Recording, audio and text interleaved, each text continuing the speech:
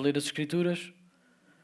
Possam os irmãos que consigam e possam abrir comigo em Efésios, no capítulo 1, e vamos dar graças a Deus pela sua palavra.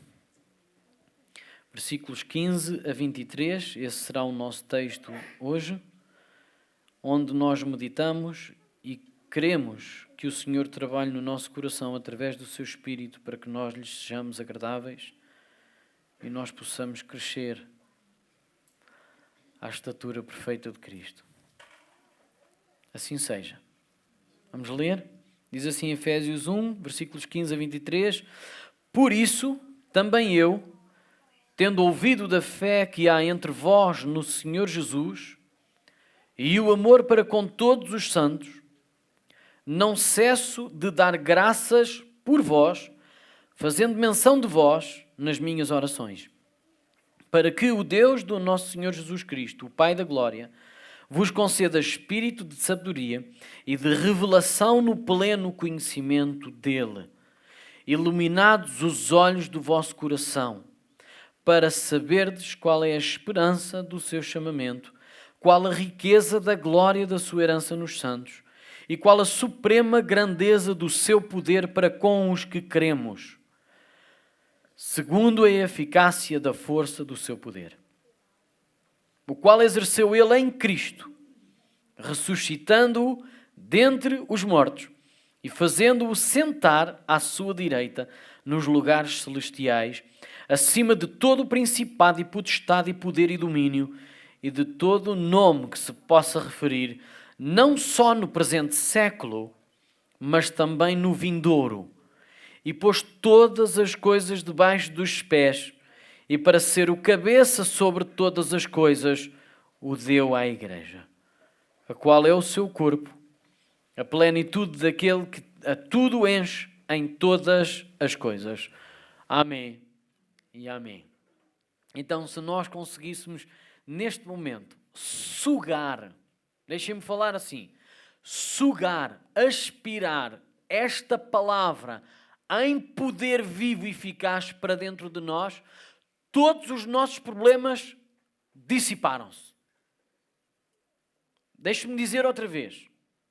Se nós, neste momento, conseguíssemos, pelo nosso espírito, aspirar esta palavra, todos os nossos problemas dissiparam-se. E esta é a vontade que Paulo tem para com os Efésios. Ele ama-os tanto. E não é por carta, irmãos.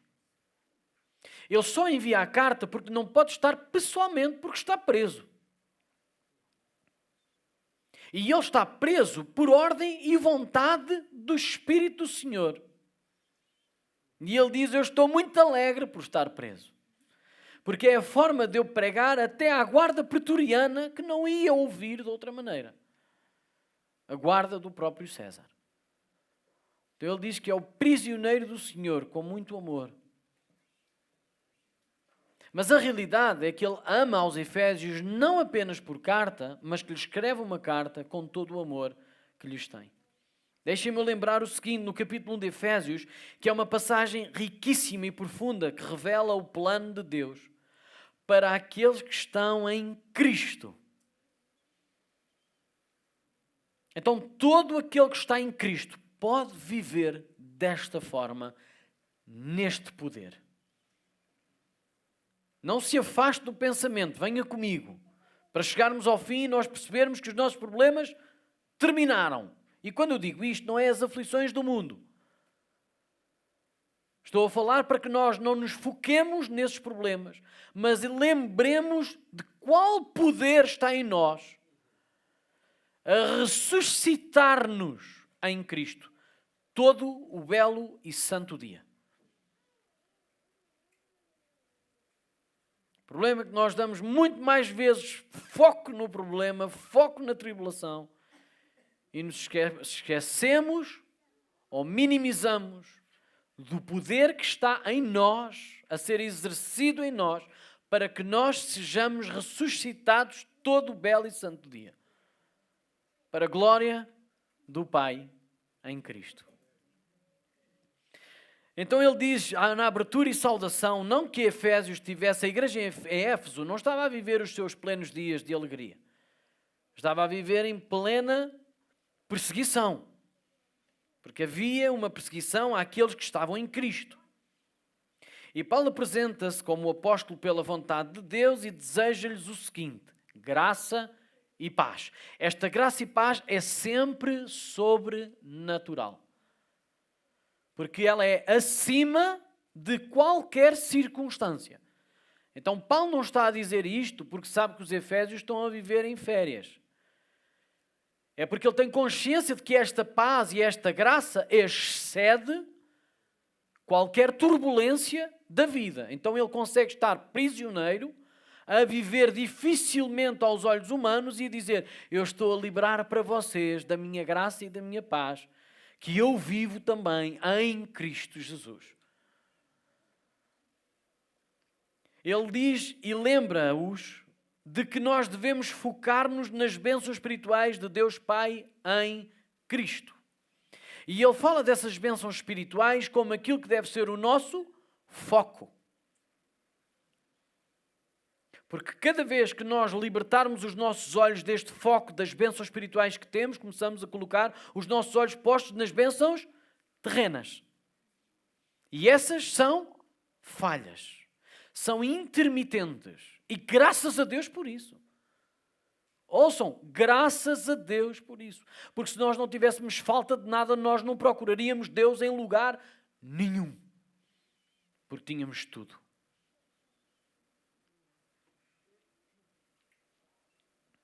Então ele diz: coloquem os vossos olhos nas bênçãos espirituais, porque já fomos abençoados com todas as bênçãos espirituais nos lugares celestiais em Cristo.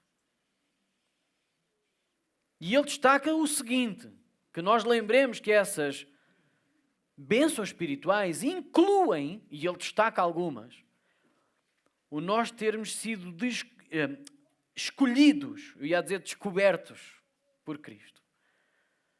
Mas na realidade nós estávamos encobertos. Encobertos em quê? No pecado.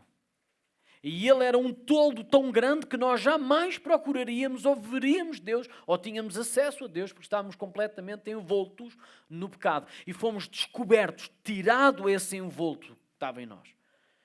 Já deixámos de estar envolvidos, entende isso?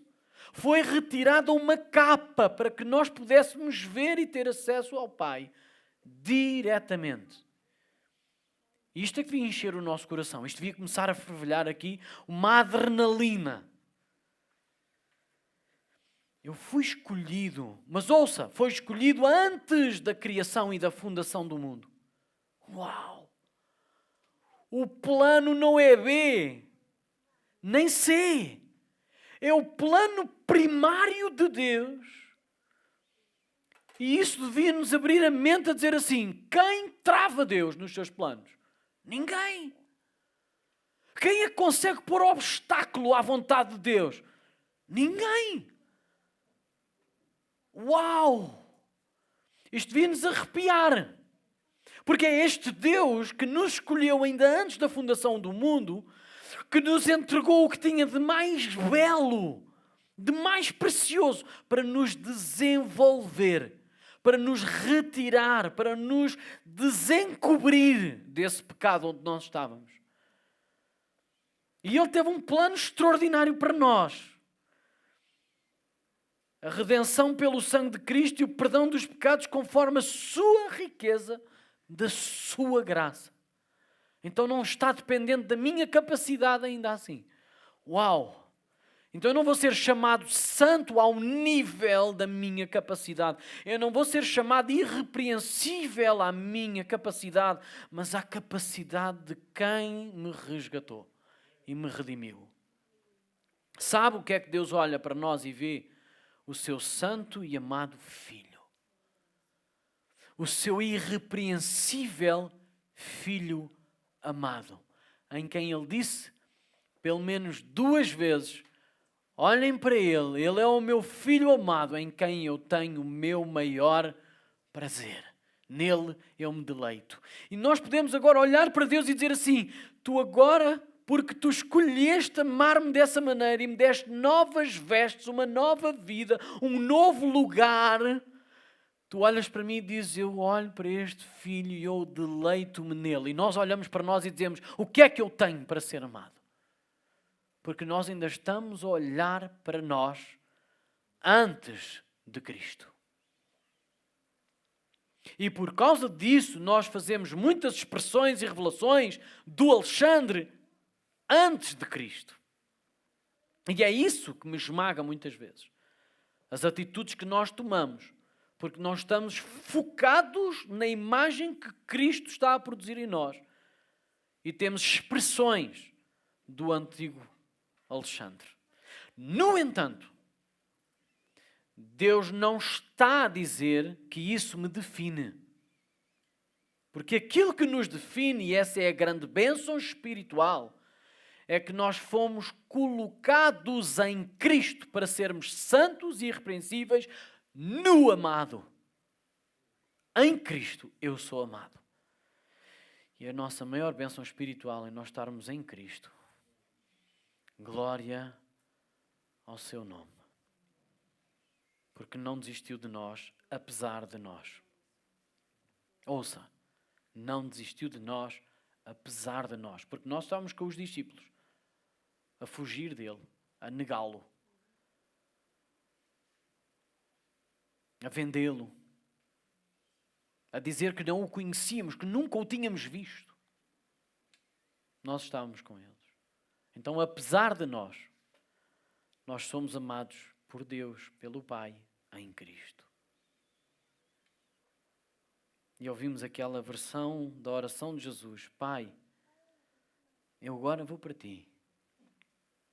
Mas onde quer que eu esteja, que eles estejam comigo. Onde é que ele ia sentar-se? À destra do Pai. Onde é que nós estamos? Em Cristo, à direita de Deus, o Pai.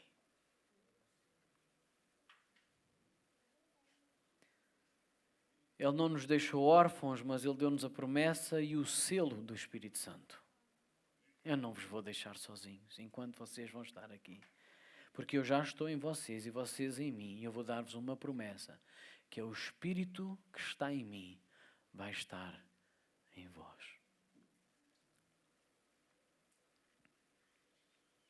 E agora Paulo diz, por isso, por tudo isto que nós temos estado a falar, por toda esta celebração a Deus, eu também, tendo ouvido da fé que há entre vocês no Senhor Jesus e o amor para com todos os santos, não cesso de dar graças por vocês, fazendo menção de vocês nas minhas orações. Sabe uma coisa? Nós olhamos muitas vezes para as cartas de Paulo e vemos Paulo num pedestal, tal, e olhamos para todos os outros, mendigos, sedentos, todos rasgados, sedentos de uma palavrinha que Paulo pudesse exercer sobre eles. Mas sabe o que é que Paulo está a dizer? Eu quando estive com vocês, durante 3 anos, eu fui tão abençoado entre vocês e vocês em mim, e aquilo foi uma alegria tanto, uma edificação comum, E eu lembro-me de ter essa experiência à mesa com vocês, experiência na celebração e adoração com vocês. Eu lembro-me disso. Mas sabem, eu agora estou prisioneiro e já passaram uns anos. E quando eu ouvi que a vossa fé permanecia igual,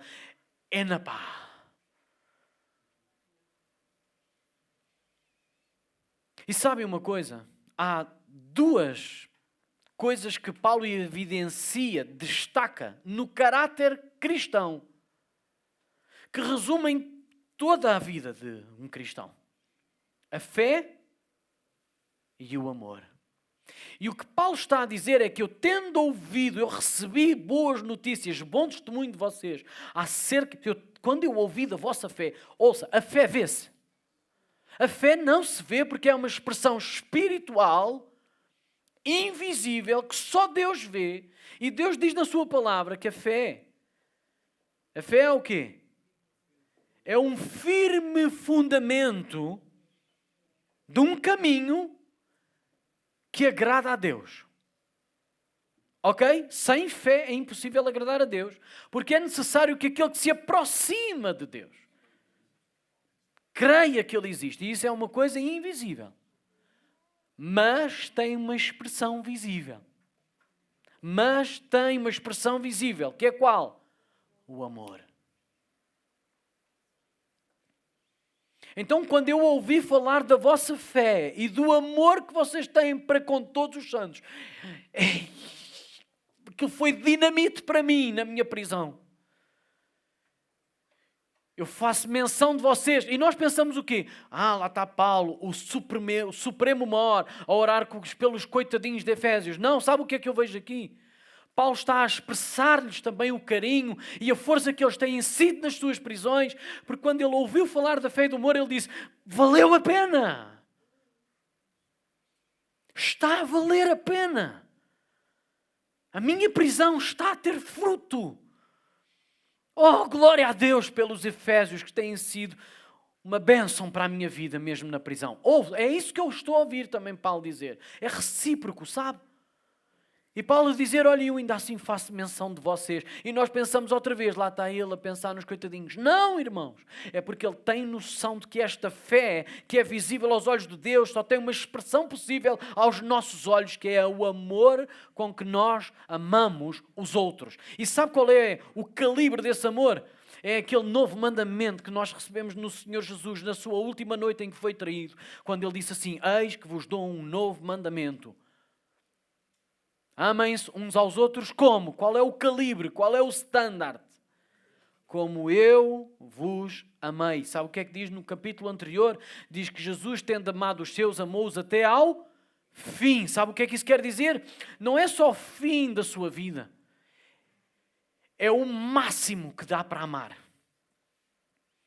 Porque amou-os na rejeição.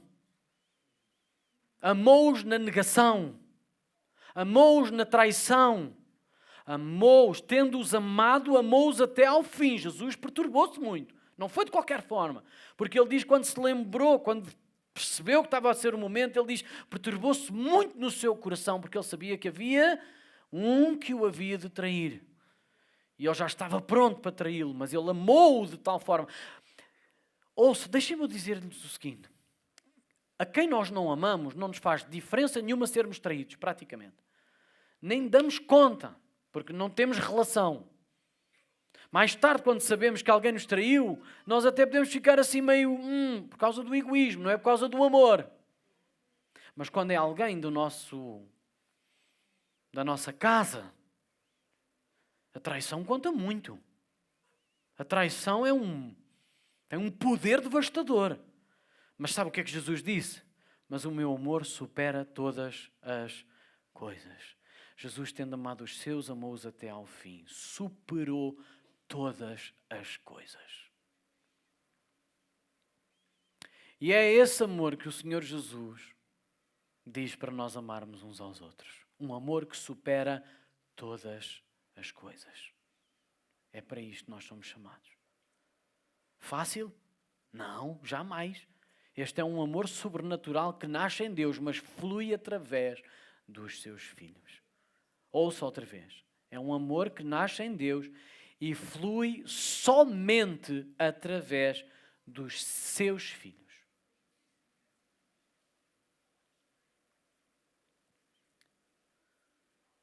Então ele faz menção deles. E este é o mote. Em 1 João 5:1 diz, todo aquele que crê que Jesus é o Cristo é nascido de Deus, e todo aquele que ama ao que o gerou também ama ao que dele é nascido. Então não dá lugar, não há espaço, irmãos. Não há espaço para nós dizermos que temos fé em Deus e que agrada a Deus se nós não temos a expressão. Ouça, não é o sentimento, é a expressão do amor.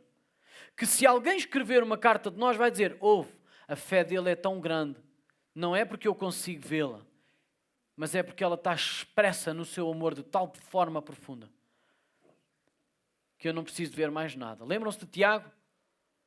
Mostra-me a tua fé sem obras.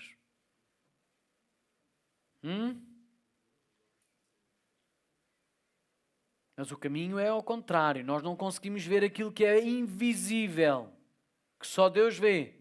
Mas aquilo que nós vemos, que é as nossas ações, é que testificam e testemunham da nossa fé. Por isso é que 1 de João é tão clara. Quem não ama não é de... Ponto. Quem não ama não é de Deus. E só quem é de Deus é que ama verdadeiramente. Ama com este amor, que supera todas as coisas. Oh, irmãos, nós precisamos de mais disto. Nós precisamos mais disto. E Paulo não está a dizer apenas agora, olha, eu estou a dizer-vos isto porque vocês ainda não chegaram lá. Não, é exatamente o contrário. Porque vocês estão lá, eu quero que vocês conheçam o caminho que vocês estão a trilhar. E eu vou dizer, eu estou com vocês a orar para que esse caminho seja feito de forma saudável. Então Paulo não está a dar como um pau em cima da cabeça deles. Paulo está a dizer, olha, nós estamos todos nesse mesmo caminho, graças a Deus Pai, e nós precisamos de orar uns pelos outros para que esse caminho não seja tortuoso, mas seja bem vivido de forma saudável, para que nós cheguemos todos juntos lá, àquele lugar. E nesse caminho nós temos várias coisas a acontecer. Ele diz assim, para que o Deus do nosso Senhor Jesus Cristo, Pai da Glória, vos conceda espírito de sabedoria e de revelação no pleno conhecimento dele. Então, olha, ouçam o que é que Calvino diz acerca disto que eu estou a dizer. Ele diz assim, era necessário que os efésios entendessem que haviam entrado no proceder correto. Então, eles já estavam aonde? No caminho. Mas era igualmente necessário que eles não se desviassem para nenhum novo esquema de doutrina, ou se tornassem indiferentes, que esta é uma palavra muito perigosa para nós, a nossa indiferença de prosseguir no caminho só porque já entramos nele. Que é aqui que muitos crentes esbarram na sua santificação. Porque como eu já estou na posição de santo, caminho é com os outros. Eu vou fazer o meu caminho de fé voluntário e individual e o Senhor conhece o coração de cada um, não é? Os crentes não foram chamados para viver sozinhos. Aliás, ninguém na humanidade foi chamado para viver sozinho. Deus, quando criou o mundo, disse que tudo era bom, à exceção do quê? Qual foi a primeira coisa? Não é bom que o homem... E não tem a ver só com o casamento. Tem a ver com a forma com que Deus nos criou. Por isso é que quando Deus criou a igreja, disse, vocês devem estar em comunidade. E não façam como os outros, que vão deixando as suas comunidades, as suas congregações. Pelo contrário, vocês animem-se uns aos outros, suportem-se uns aos outros, defendam-se uns aos outros, animem-se uns aos outros. Quanto mais ainda quando se vai aproximando o dia. Mas quem está sozinho não se lembra sequer do dia. Então estas disciplinas que Paulo está a dizer, elas têm um propósito muito grande. Aquilo que eu quero... Olha, a minha oração é para que vocês tenham um pleno conhecimento desse caminho e de quem Deus é. Ouça no versículo 17 o que é que está a dizer? Para que o Deus, nosso Senhor Jesus Cristo, o Pai da Glória, vos conceda espírito de sabedoria e de revelação no pleno conhecimento dele. Há muitos crentes, e eu lembro-me de há 20 e tal anos atrás, eu lembro que havia crentes que queriam um espírito de profeta. Para sondar os corações, saberem as vergonhas de cada um e tal, e apontarem os erros uns aos outros. Pá, que vergonha, o que é isso? Isso é cristianismo? Não, porque Paulo está aqui a dizer qual é o espírito de sabedoria e de revelação. É para que... Tem aqui um propósito. Qual é o propósito? Para que vocês conheçam Deus na sua plenitude. E esse é um espírito de sabedoria saudável e que Deus dá. Não é o espírito de xeretismo. Sabe o que é xeretismo? De curiosidade. Porque nós gostamos muito de saber as coisas uns dos outros para nos sentirmos o quê? Superiores. Mas esse não é o espírito de sabedoria e de revelação que Paulo está a dizer que está a orar pelos Efésios. Porque não é isso que eles precisam. Que eles precisam de um espírito de sabedoria e de revelação, que eles olhem para as Escrituras, conheçam cada vez mais Deus neste caminho que estão a trilhar. Porque é na medida em que nós conhecemos Deus que nós vamos começando a diminuir no nosso ego. E Deus vai se ampliando na nossa mente. E glória a Deus por isso. Henry Alford diz o seguinte: pois a filosofia chega ao homem com a seguinte mensagem. E eu gosto muito das ciências sociais, mas elas têm um objetivo fixo, temporário e muito limitado. Porque todas as ciências sociais, filosofia, psicologia, a sociologia, a antropologia, uma série delas, não acaba por aqui, há uma série delas. Até a linguística cultural de cada país e tudo mais, e aos pormenores, e pormenores, e pormenores. Eu gosto imenso disso porque ela tem algum entendimento do homem acerca do homem.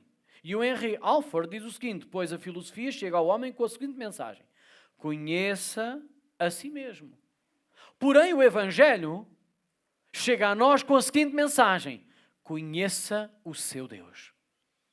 E quando nós conhecemos Deus, nós começamos a olhar para os outros como Deus olha. E é assim que Deus quer que nós amemos os outros. Não dá para misturar as coisas. Se nós vamos misturar as coisas, nós vamos olhar uns para os outros com um olhar psicológico, fundamentalista. Estão a entender? Antropólogo, como é que o homem tem que ser na perspectiva do homem. E o problema do Evangelho é que ele choca com essa visão, porque ele diz assim, olha, não, o homem está morto. Aquilo que tu tens que olhar é para o homem na perspectiva de como Deus olha para o homem. Ok? Já agora o homem não olha para o homem como ele estivesse morto. Isso é a visão de Deus. E ele diz o seguinte no versículo 18: iluminados os olhos do vosso coração. Eu gosto muito desta expressão, mas eu bati tanto na cabeça. Eu fui contra a parede várias vezes só para perceber o que é que isto queria dizer. Iluminados os olhos do vosso coração. Ainda hoje de manhã eu estava a pensar sobre isto e estava a lembrar-me de Ezequiel, dizer que Deus vai tirar o coração de pedra que nós tínhamos, perspectiva do homem, ok? E vai colocar um novo coração, perspectiva de Deus. Coração de carne, que consiga discernir e receber o Espírito do Senhor, receber menção do Senhor, palavra do Senhor para a nossa vida, para que nós possamos ser o seu povo e Ele ser o nosso Deus. Essa é a palavra que está lá em capítulo 36 de Ezequiel. Ok? E eu estava aqui a bater com a cabeça na parede e a dizer assim, Senhor, então, mas iluminados os olhos do coração. E eu, à medida que ia discernindo sobre isto, há uns dias atrás, eu fui levado a um pensamento curioso, que é, há olhos cristãos que não têm coração e há corações cristãos que não têm olhos abertos.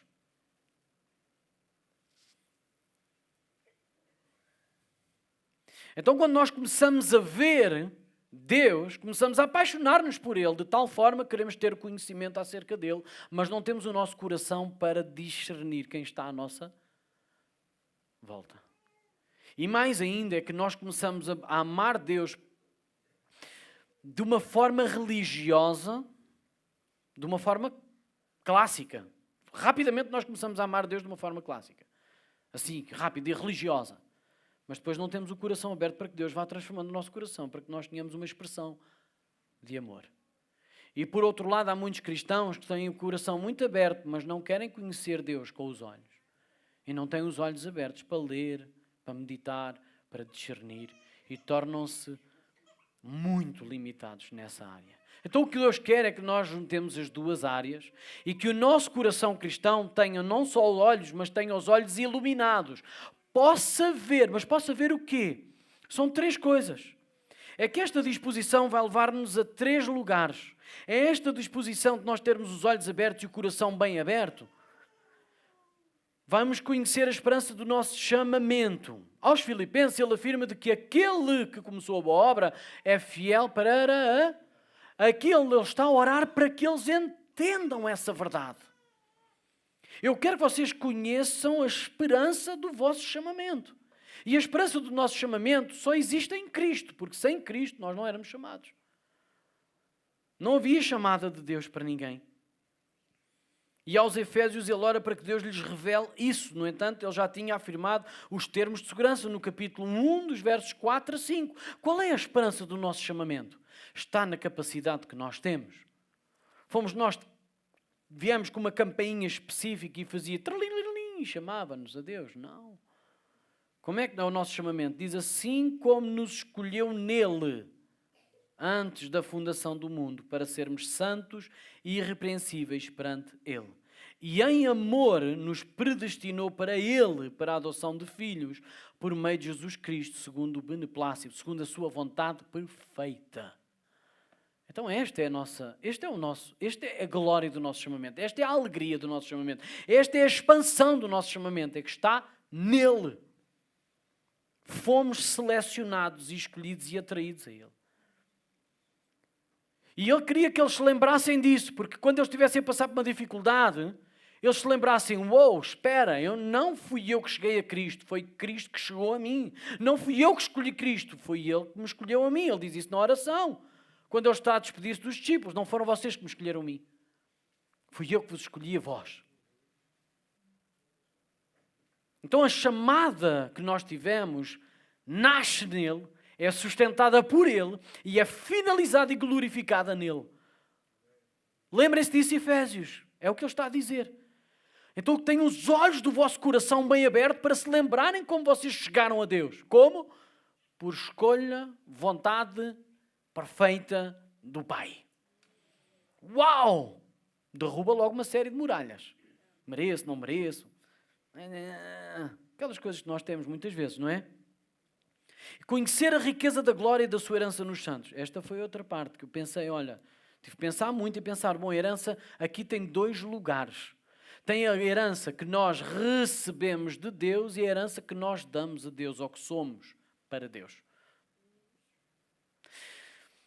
Nós recebemos a herança em Cristo dos benefícios celestiais e espirituais nos lugares celestiais. Nós fomos herdeiros e co-herdeiros de Cristo. Então nós recebemos uma herança da parte de Deus em Cristo, da herança que receberam, mas também se lembrem que vocês são a herança de Deus em Cristo. E temos estes 2 momentos em 2 textos diferentes, que Salmo 16:5 lembra-nos daquilo que é o caminho que nós temos que fazer e lembrar. Diz assim o salmista: somente tu, Senhor, és a minha herança, o meu cálice de bênçãos. Tu guardas tudo o que possuo.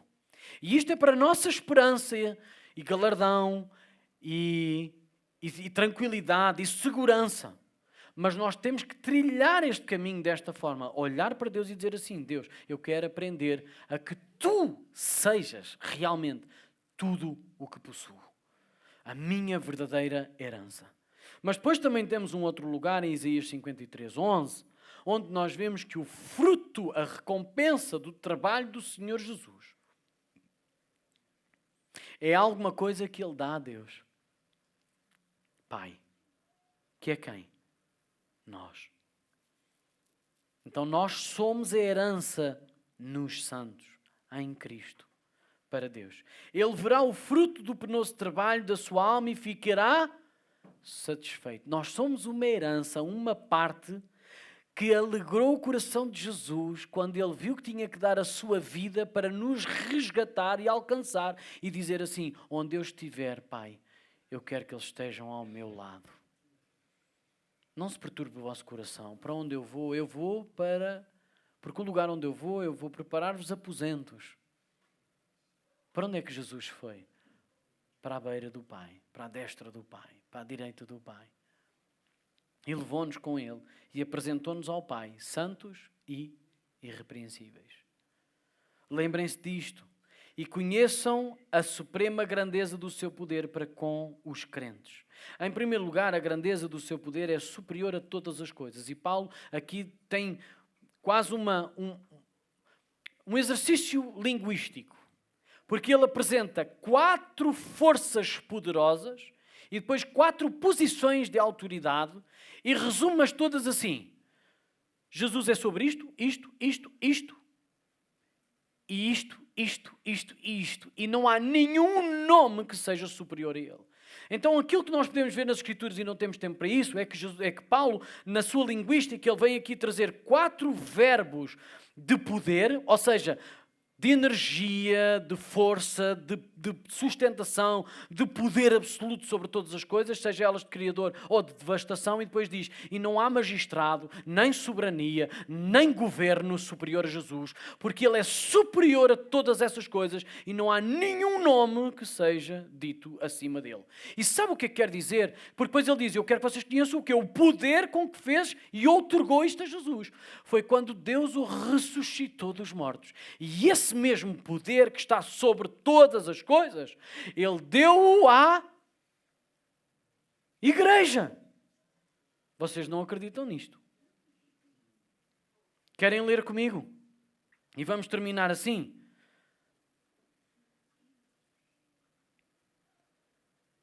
Assim como... Não é assim como, desculpem. Eu tenho que ler nesta versão da NVT.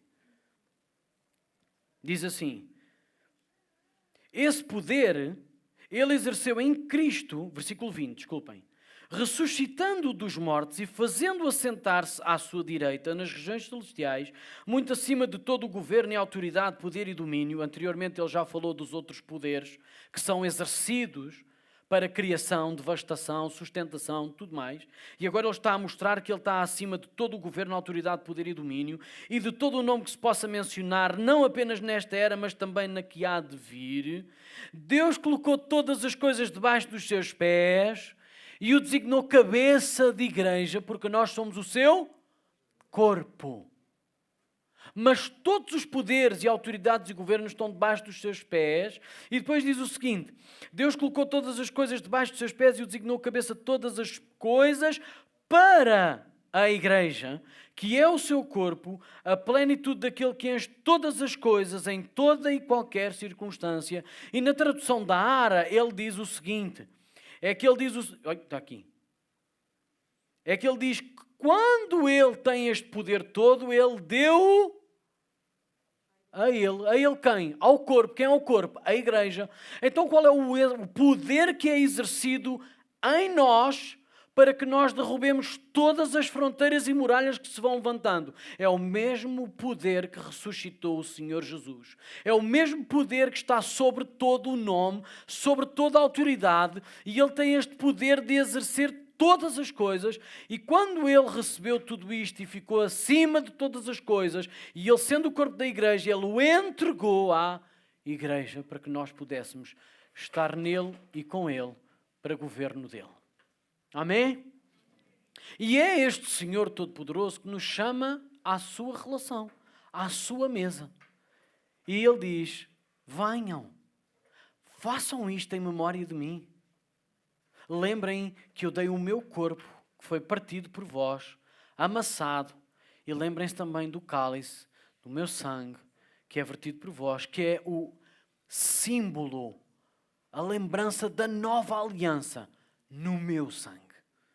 Então não foi de qualquer forma, foi nisto. E nós queremos lembrar hoje. E eu chamo o grupo de louvor que possa vir acima e todos os irmãos que fazem a distribuição dos elementos. E que nós possamos lembrar juntos sobre esta tão bendita oferta. Não só desta bendita vida maravilhosa que nós vivemos, com um poder extraordinário, que nós não devemos ter os nossos olhos fechados, mas tendo iluminados, para nós nos lembrarmos disto todos os dias da nossa vida, mas também uma relação perfeita em Cristo. E vamos ficar de pé, aqueles que já estão batizados e em comunhão com Cristo, com a igreja, através do batismo, recebam os elementos, o pão e o cálice, e vamos cear juntos. Aqueles que ainda não têm esse compromisso, façam-no. É simples. Façam-no. E venham ter comigo e nós podemos resolver essa situação num ápice. Num ápice.